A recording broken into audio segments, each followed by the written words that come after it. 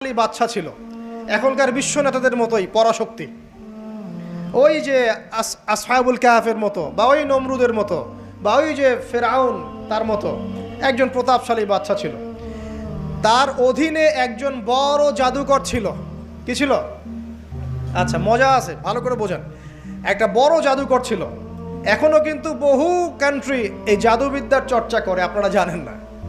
ভিতরে ভিতরে জাদুবিদ্যার চর্চা এখনো চলছে। আর এই জাদু সত্য, জাদু সত্য, চোখের বদনজরও সত্য। সায়েন্স বিশ্বাস করুক না করুক, এগুলো সত্য। কারণ কোরআন বলেছে সত্য, ব্যাস সত্য।